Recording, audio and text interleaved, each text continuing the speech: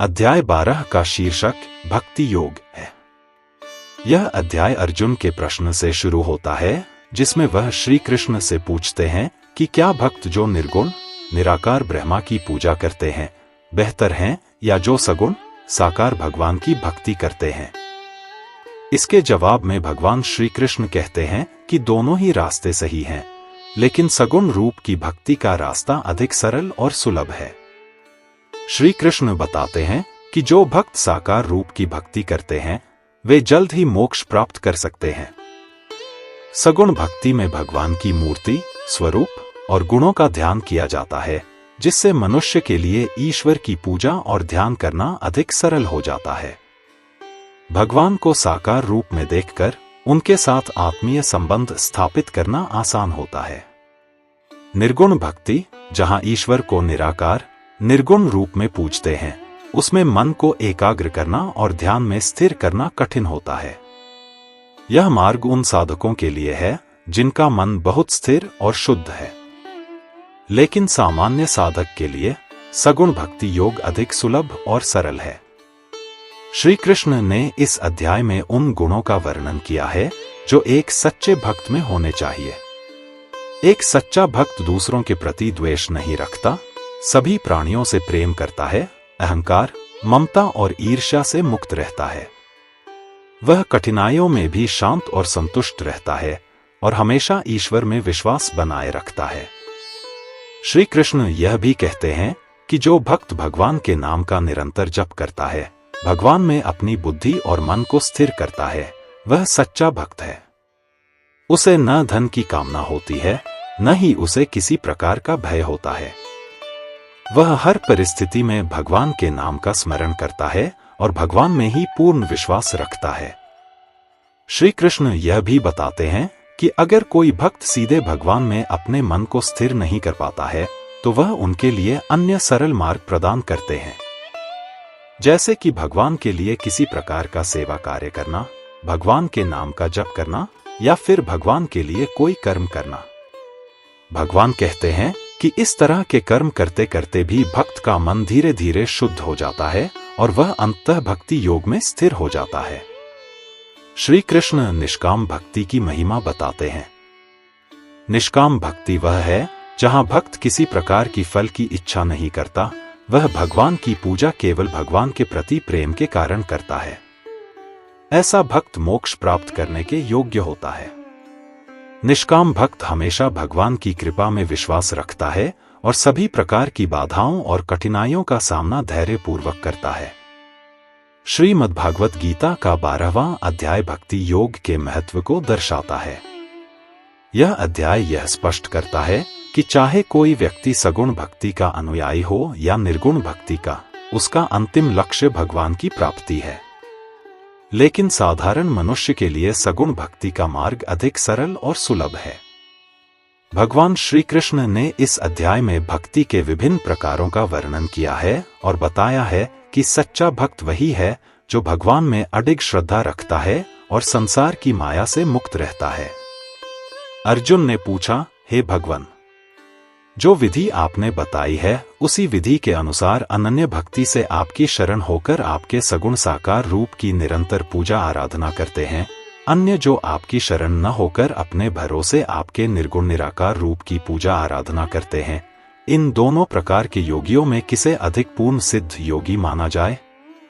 श्री भगवान कहा, हे अर्जुन, जो मनुष्य मुझमें अपने मन को स्थिर करके निरंतर मेरे सगुण साकार रूप की पूजा में लगे रहते हैं और अत्यंत श्रद्धा पूर्वक मेरे दिव्य स्वरूप की आराधना करते हैं, वह मेरे द्वारा योगियों में अधिक पूर्ण सिद्ध योगी माने जाते हैं।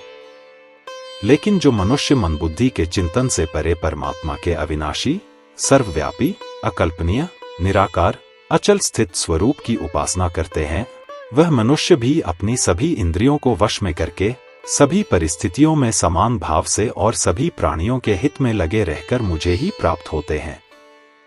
अव्यक्त निराकार स्वरूप के प्रति आसक्त मन वाले मनुष्यों को परमात्मा की प्राप्ति अत्यधिक कष्टपूर्ण होती है, क्योंकि जब तक शरीर द्वारा कर्तापन का भाव रहता है, तब तक अव्यक्त परमात्मा की प्राप्ति दुखप्रद होती है।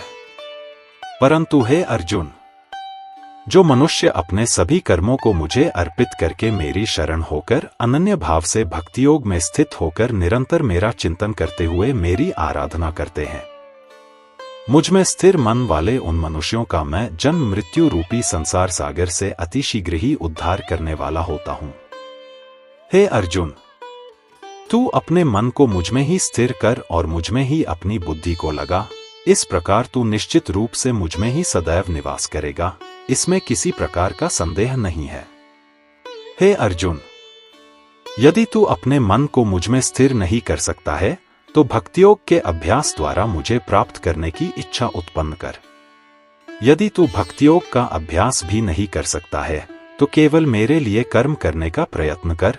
इस प्रकार तू मेरे लिए कर्मों को करता हुआ मेरी प्राप्ति रूपी परम सिद्धि को ही प्राप्त करेगा। यदि तू मेरे लिए कर्म भी नहीं कर सकता है तो मुझ पर आश्रित होकर सभी कर्मों के फलों का त्याग करके समर्पण के साथ आत्मस्थित महापुरुष की शरण ग्रहण कर। उनकी प्रेरणा से कर्म स्वतः ही होने लगेगा। बिना समझे मन को स्थिर करने के अभ्यास से ज्ञान का अनुशीलन करना श्रेष्ठ है। ज्ञान से ध्यान श्रेष्ठ समझा जाता है और ध्यान से सभी कर्मों के फलों का त्याग श्रेष्ठ है, क्योंकि से त्याग से शीघ्र ही परम शांति की प्राप्त होती है। जो मनुष्य किसी से द्वेष नहीं करता है, सभी प्राणियों के प्रति मित्र भाव रखता है, सभी जीवों के प्रति दया भाव रखने वाला है, ममता से मुक्त, मिथ्या अहंकार से मुक्त, सुख और दुख को समान समझने वाला और सभी के अपराधों को क्षमा करने वाला है। जो मनुष्य निरंतर भक्ति भाव में स्थिर रहकर सदैव प्रसन्न रहता है, दृढ़ निश्चय के साथ मन सहित इंद्रियों को वश किए रहता है और मन एवं बुद्धि को मुझे अर्पित किए हुए रहता है, सब भक्त मुझे प्रिय होता है। जो मनुष्य न तो किसी के मन को विचलित करता है और न ही अन्य किसी के द्वारा विचलित होता है, जो हर्ष संताप और भय चिंताओं से मुक्त है, सब भक्त भी मुझे प्रिय होता है। जो मनुष्य किसी भी प्रकार की इच्छा नहीं करता है, जो शुद्ध मन से मेरी आराधना में स्थित है, जो सभी कष्टों के प्रति उदासीन रहता है और जो सभी कर्मों को मुझे अर्पण करता है, सब भक्त मुझे प्रिय होता है।